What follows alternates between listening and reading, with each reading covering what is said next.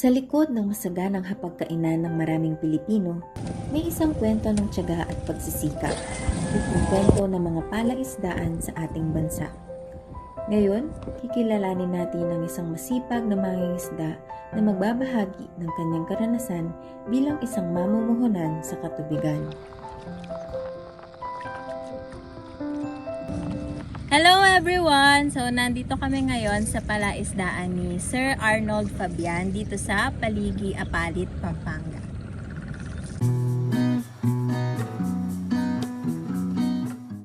Ang Pampanga River ay isa sa mga largest river sa Luzon at dumadaloy rin ito sa Apalit. Kadalasan sa mga naninirahan rito ay mayroong inklinasyon sa katubigan, lalo na tuwing pista nila. Malaki ang gampanin ng tubig sa pagdiriwang nila.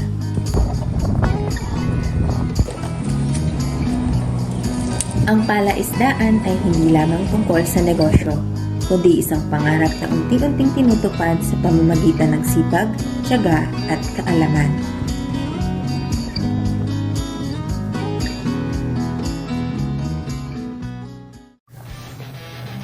Siya si Kapitan Arnold Fabian, isang mangingisda na nagmula sa Paligi, Apalit, Pampanga. At ito ang kanyang kwento. Okay, ako si Arnold Fabian. Nasa 56 years old na po. Bali, hindi na po bababa sa 10 taon.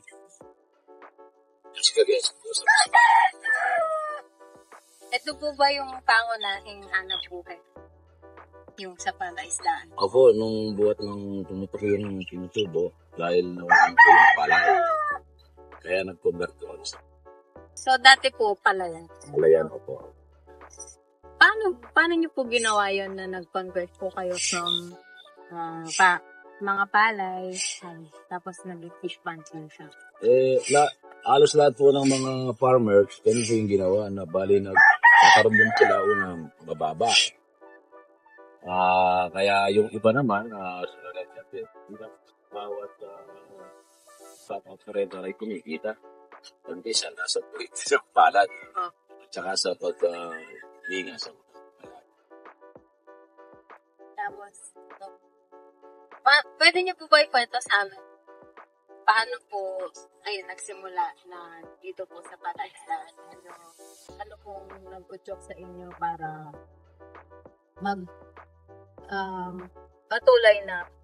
patuloy po dito sa palaisdaan? Bawat farmers po kasi, iba-iba yung history nila. At iba rin yung history ko. Dati po kasi dito palayan, hindi na kami makapagtanim, nakapagtaroon ngayon, hindi nagkapasan. At try kami ng sugpo. Sugpo yung Sa maalat, pero dito tabang. Ayun, naging success naman. Ayun, after dalawa, okay, papangatlo, wala na. Kasi parang hindi na kami nagtatanim ng maalat. Tsaka fresh water kami rito eh. Yung mga kakilala ko nga sa Makabit tatakakas. Marami kaming napapahuway na sugpo dahil tabang yung area namin. Ngayon, pagkatapos ng sugpo, wala na kaming nag-convert kami ng mga tilapia naman. Saan niyo po kinuha yung parang kapital ninyo para magawa po yung palaisdaan ninyo? Utang po ba kayo? Or Utang muna, siyempre, sikat muna. Isa yung may pera, utang kami sa kanila, tapos sosyo, sila nagpapatayo ng mga talong doon kasi may dirong-diro yung pagpatayo. Yung mga isda na inaalagaan nyo po dito? Sa ngayon, panibago na naman yung anak ko. Nagpapahusad lang ako ng mga fingerings na ito. Kukunin ko ng price sa bustos. Tapos after a month, pag nag 2.5 or 3 inches, ipupus ko na. Fingerling lang po or may iba po pa pong isda? Ito, hindi pwedeng aluin yan. Dahil lang ito, matatakaw yan. Kailangan sila lang. Pag parang bida sa pispan yan. Gano'n po sila karami kumain? Ngayon, dahil nasa 16 days pa lang ito, yung ano doon, konti-konti pa lang. Yung isang sako, hanggang 2 sako. Dahil primas pa lang eh. Per day po yun, no? Per Per day, per day. Per day. Isang araw po, ay isang beses po sa isang araw. Hindi, 2 beses na. Dalawang beses. Palit 2 bags na. 2 bags na per day. Pero yun, konti pa na yun.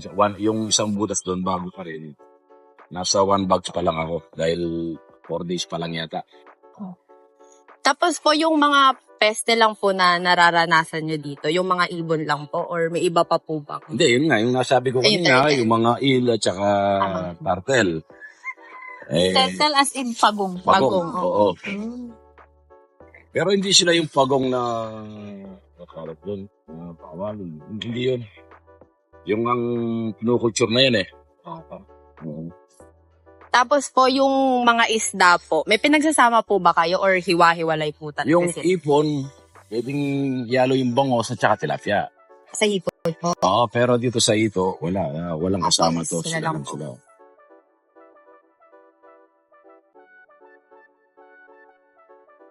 Tapos po, may mga makinarya po ba kayong ginagamit papalaki ng? Meron, mga Voltron, Sipa, water pump. 3 klase yung mga ginagamit yung patuloy. At itong patubig. Tapos yun din po yung pandinis dito sa pan. Panlinis, wala kaming panlinis. Ang pinaka-panlinis namin dyan, yung nagpatuyo kami. Ibibilad lang namin. As in, ibipilit po na. Oo. Wala mga kamig ko. Para sisingaw yung... Gano'ng katagal po pag gano'n? Upo rin sa, habang wala ka pang naka-order na pabayaan mo lang na kailangan, yung pambomba mo na kailangan, diretso lang yung bomba para pag nagkatulog. Sabi, pag may konting sibulo, habang wala ka pang dumarating na si media, kailangan tatanggalin mo yan. Lahat. Mas mahirap po pag maulan kaysa sa maaraw. Hindi, mas Pagpala. maganda yung tagulan. Mas maganda po pag taga-ulan. Kasi yung tagulan sinasabi nga bagat, yun ang magandang pagpalagay ng isda. Yung amihan, wala. Pag taglamig, ayun ang magpalaki yung Wag lang Panahon. po sumobra yung ulan eh.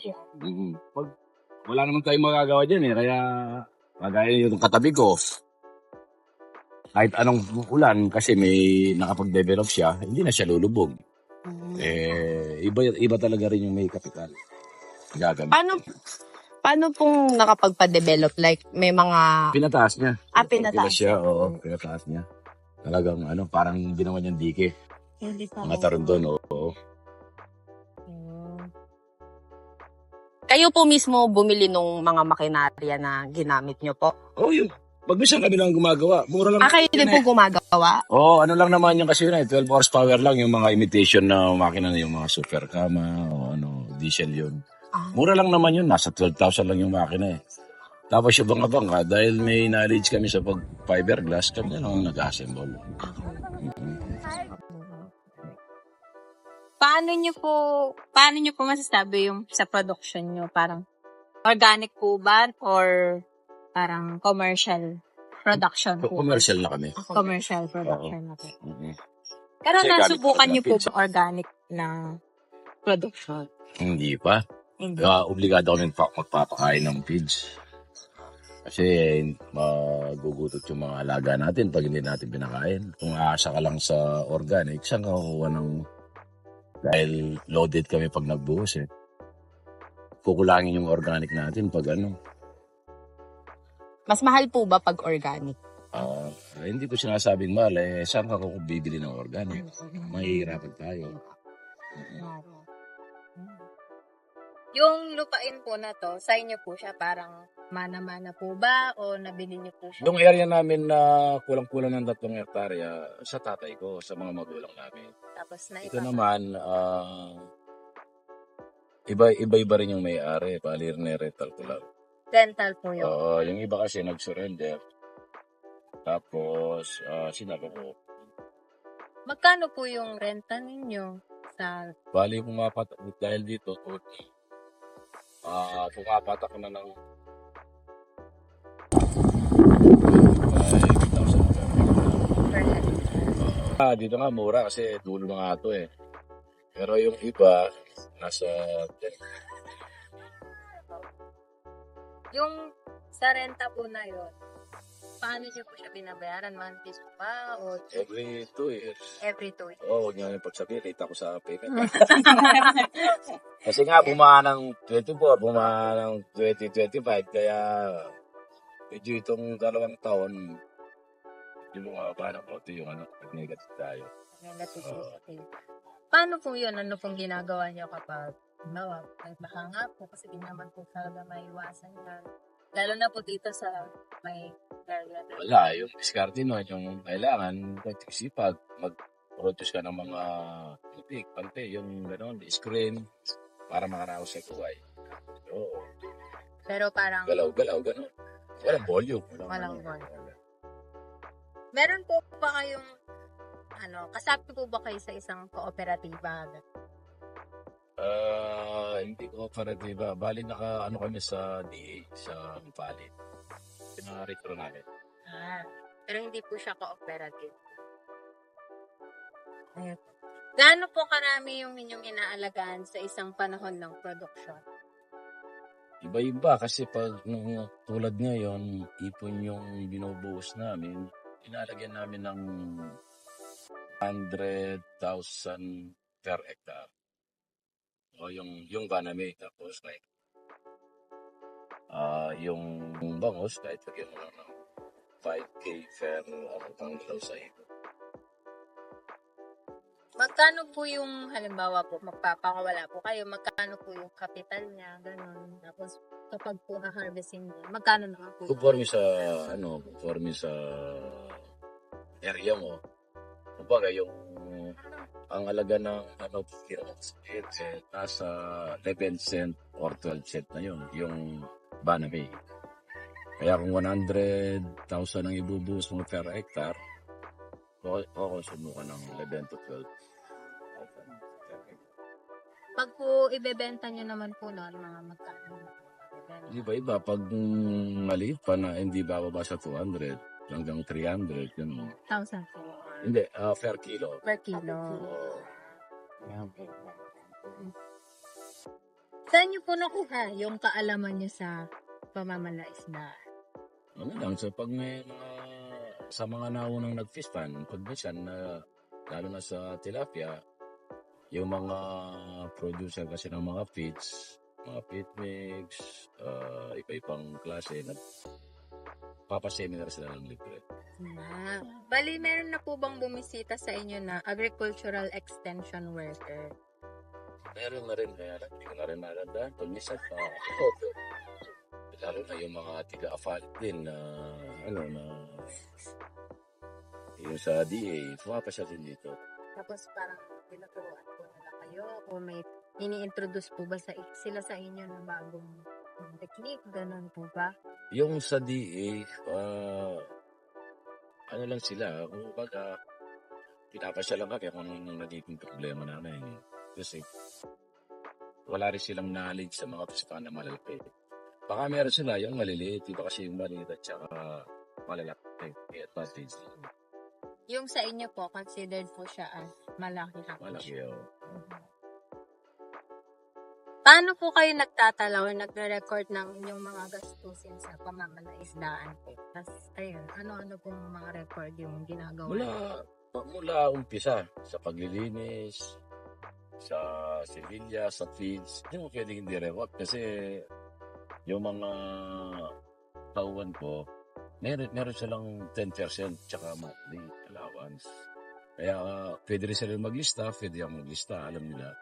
Libre silang maglista para pagdating ng harvest, may comparison kami na yung listahan nila, listahan ko, kung magkakatugma. Ano po yung mahalagang bagay sa pamamalaisdaan na inyong mababahagi sa aming mga mag-aaral? Yung pan preparation. Kahit anong galing mo pag wala kang pan preparation, mauubos yung pera mo. Ngayon kasi maraming maraming predator sa fish farm. Ano-ano po yung mga yun? Yung gagaya ng igat, yung eel, Abo. O yung turtle, yung mga bird na mga ibon, kailangan kung talagang kakayanin mo pagtatagsi ka.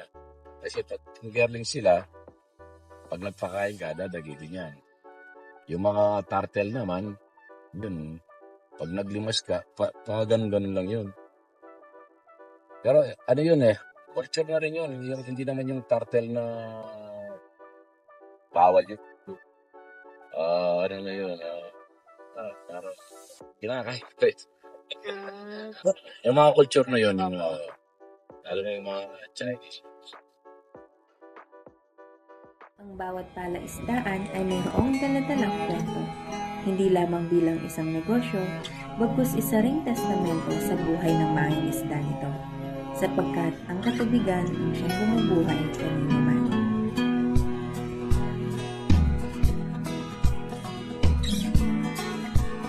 Dapat pong salamat! See you next time!